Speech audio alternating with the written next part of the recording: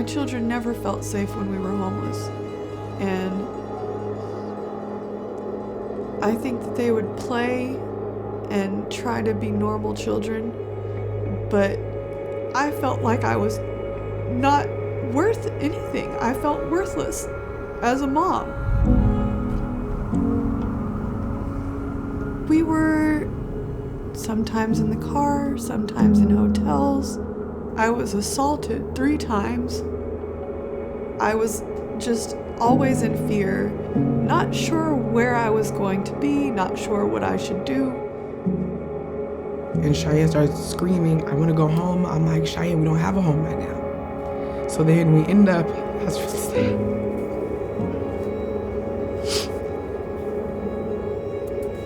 The only thing I can think of was God doesn't put me through anything I can't handle, and I felt like I couldn't handle any of it anymore. After my kids kept screaming, I want to go home, and I'm like, me too. 3 months after I got hired on at my current job, they told me that I made too much, so they were cutting my food stamps. So it left me the choice to pay my rent or feed my kids. It wasn't enough for them. So October 31st, they evicted us.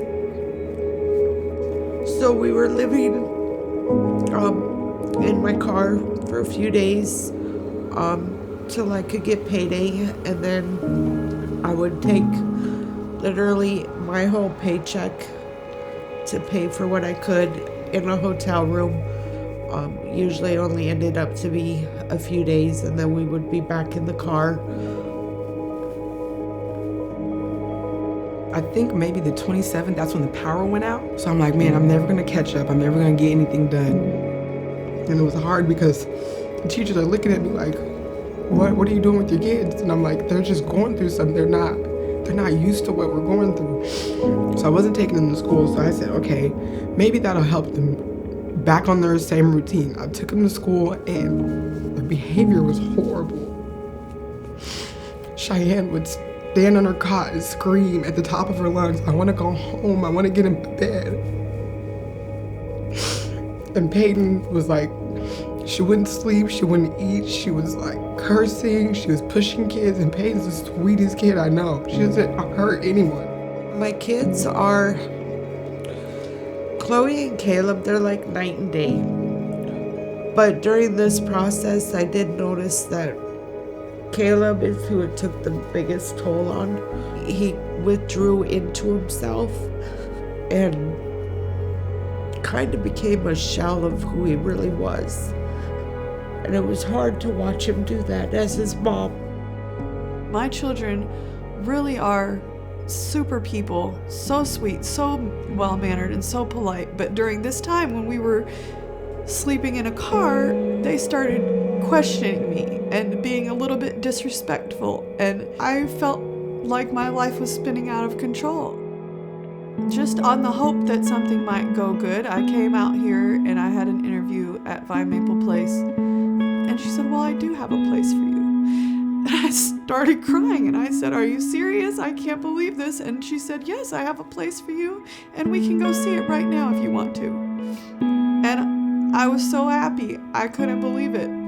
Got accepted into the program that day. Was able to move my kids out of the car into a 2-bedroom apartment for once. Like I felt the weight leave my shoulders the minute I walked through the door. She runs in and she goes, can I go in my room? And I'm like, don't ask me that, go in your room. She runs in there, she's like, my bed, my toys, my curtains, everything. She's a thumb sucker, so when I found her, she was just laying in her bed with her thumb in her mouth. The kids came into the program. They were a little bit slower to open up than they usually are. Once they decided that these were good people, they started to play more. They started to see that the community that we were in wasn't dangerous. They stopped being, distrustful. And I just think that's great. The sense of community that they were able to feel. The people here are so accepting and genuine. My children, when they started going to school again, did so wonderful. They excelled at everything that they put their mind to. After being in the apartment for a few weeks, the kids, I could tell they were coming back to their regular self.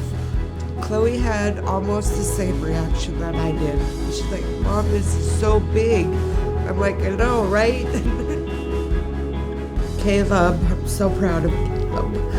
He's, for the first time in his life, talking about going to college. His dreams are to go to college and be drafted by the NFL.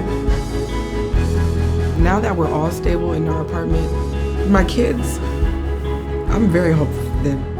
I do feel stable, and I feel like now I can focus on making steps towards my success. Without Vine Maple Place, it wouldn't have been possible. We would have still been out there.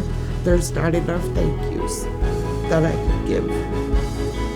Everything you guys do helps everyone. Maybe we're not exactly all the way healed, but being able to come here and have a support system, knowing that we have hope for the future, is the most important thing to the healing process.